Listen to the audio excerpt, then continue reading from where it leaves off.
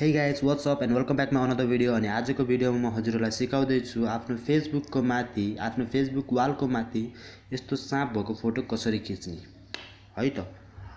यसको लागि सबभन्दा पहिला डाउनलोड गर्नुपर्छ एउटा एप्स। त्यो एप्स पाइन्छ प्ले स्टोरमा, प्ले स्टोरको चोर बजारमा। अनि प्ले स्टोरमा गइसकेपछि सर्च इन्जिनमा गएर सर्च गर्नुपर्छ स्न्याक अन स्क्रिन। अनि यस्तो खालको विन्डो ओपन हुन्छ। अनि त्यसपछि यहाँ थुप्रै छ त्यस्तो एप्स, तर मैले डाउनलोड गरेछु यो वाला। अनि यो डाउनलोड भइसकेपछि गर्नुपर्छ यसलाई ओपन। मैले गरेँ डाइरेक्ट ओपन। अनि एकछिन लोडिङ मैले गरिदिएँ नो। अनि यहाँ छ सेटिङ, म गएँ सेटिङमा। सेटिङमा गएपछि यहाँ सबै साइन इन गरिदिनु पर्छ, हाइड स्न्याक आइकन अनि साउन्ड पनि। अनि यहाँ 15 सेकेन्ड छ डिफल्ट सेटिङ छ, यसलाई म 30 सेकेन्ड गराइदिन्छु। अनि गएर गर्नुपर्छ सो स्न्याक। अनि यहाँ सो स्न्याक गरेपछि त्यो स्न्याक आफ्नो डिस्प्लेमा तलबाट माथिबाट आउन सुरु हुन्छ। हेर्नु है त, देख्नुभयो नि त तलबाट आएको छ। अनि आफ्नो फेसबुकमा, अनि आफ्नो फेसबुकमा गएर प्रोफाइलमा गएर अनि खिचिन्छ यसरी फोटो। देख्नुभयो नि त। अब फेसबुकमा मात्रै नभएर जहाँ गएर खिचे पनि हुन्छ। यो साँप त अब आइरहेको छ, के अरे तलबाट आउँछ, कहिले माथिबाट आउँछ। अनि जहाँ फिल्म खिचे पनि हुन्छ। अहिले माथिबाट आयो, ग्यालेरीमा गएर खिचे पनि भयो, युट्युबमा गएर खिचे पनि भयो, जहाँ गएर खिचे पनि हुन्छ नि। अब यसलाई फेरि बन्द गर्नको लागि जानुपर्छ त्यो एप्लिकेसनमा। त्यो एप्लिकेसन ओपन गर्ने बित्तिकै त्यो अटोमेटिकली बन्द हुन्छ। अनि अर्को टिप्स बताइदिन्छु हजुरलाई म फेसबुकको। आफ्नो फेसबुक आइडी कसको मोबाइलमा लगइन छ त्यो कसरी चेक गर्ने, बुझ्नुभयो। त्यसको लागि सबभन्दा पहिला जानुपर्छ अकाउन्ट सेटिङमा। यहाँ तल छ, स्क्रोल गरेँ मैले, तल छ यहाँ अकाउन्ट सेटिङ। हुन्छ नि कहिलेकाहीँ अब आफ्नो फेसबुक आइडी आफ्नो साथीको मोबाइलमा लगइन गरिन्छ अनि लगआउट गर्नलाई बिर्सिन्छौँ हामीले। त्यो बेलामा आफ्नै मोबाइलदेखि कसरी चेक गर्ने आफ्नो फेसबुक आइडी अरू कसको मोबाइलमा चालु छ, लगइन छ, कसको डिभाइसमा लगइन छ। त्यसको लागि अकाउन्ट सेटिङमा जाने। अनि अकाउन्ट सेटिङमा गइसकेपछि सेक्युरिटी एन्ड लगइन छ यहाँ, यसमा गएपछि डाइरेक्ट देखाइदिन्छ। ओके, अनि यो ओपन गरेँ मैले। ओपन गरेपछि यहाँ देखाएको छ मेरो HTC Desire 628, यो मेरो डिभाइस हो। अनि अरू पनि हेर्नको लागि सी मोर।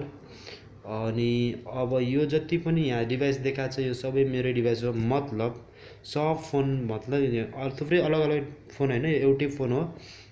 यसरी देखाउँछ मेरो 628, 628, 628, HTC Desire 628 देखाएको छ सबै। अनि स्यामसङ ग्यालेक्सी S5 यो पनि मेरै हो। आफ्नो मोबाइल बाहेक अरू मोबाइलको नाम देखायो भने त्यसलाई लगआउट गरिदिने यहीँदेखि। अब कसरी लगआउट गर्ने भने यहाँ देखाएको छ नट यु अनि लगआउट। अब यसबाट डाइरेक्ट गरे नि भयो। अब यहाँबाट डाइरेक्ट सिधै सब एकैचोटि लगआउट गर्न मिल्छ। अनि अब म बताइदिन्छु हजुरलाई फेसबुकको टिप्स है त। अब फेसबुक त सबैले चलाउँछ होला डेली, तर हजुरहरूलाई थाहा छैन होला फेसबुकमा डेली क्युट SMS डिफ्रेन्ट टाइपको, अलग अलग डिफ्रेन्ट टाइपको डेली क्युट SMS कसरी सेन्ड गर्ने। त्यसको लागि यहाँ लेख्नुपर्छ @ अनि DAILYCUTE क्युट। अब यति लेखेर सेन्ड गऱ्यो भने जान्छ एउटा फोटो। देख्नु भएन। अनि त्यही हो, @ डेली क्युट लेखेर सेन्ड गरेपछि जान्छ क्युट SMS एउटा फोटो।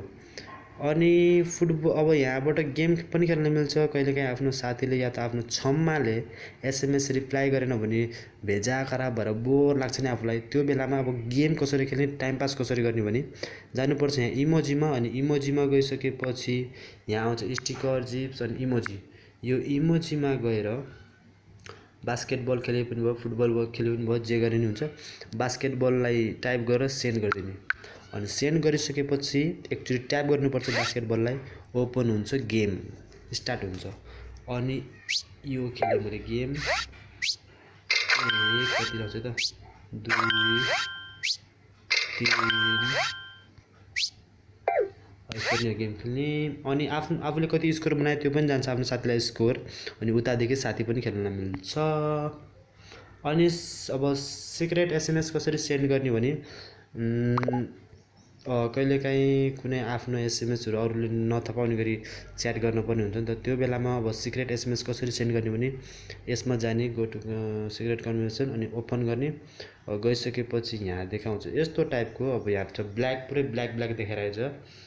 अनि टाइमिङ सेट गर्नुपर्ने हुन्छ। यो टाइमिङ फेरि के हो भने अब 5 सेकेन्ड राख्यो भने आफूले एसएमएस सेन्ड गरेपछि 5 सेकेन्ड पछि चाहिँ त्यो एसएमएस अटोमेटिक गायब हुन्छ, हाइड हुन्छ कि यहाँदेखि, आफूदेखि पनि, यता आफ्नो बक्सदेखि पनि, अनि उता अब आफ्नो साथीले हेरेपछि पनि त्यो एसएमएस अटोमेटिकल्ली 5 सेकेन्ड पछि गायब हुन्छ।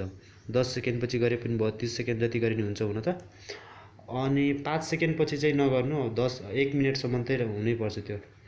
अब किनभने कुनै कुनै एसएमएस लामो हुन्छ, पढ्दा पढ्दै फेरि पढ्नुभन्दा पहिल्यै टाइम पुरा भएर आफै गायब भए पनि अलि झ्याउ हुन्छ नि त, त्यही भएर 1 मिनट नभए 5 मिनटसम्म राखेको हुन्छ। अनि त्यही हो आजको यो छोटो मिठो भिडियो। मन पऱ्यो भने लाइक गर्नु, सेयर गर्नु, त्यही हो। अनि मेरो युट्युब च्यानललाई पनि सब्सक्राइब गर्नु। Keep watching, by by by by.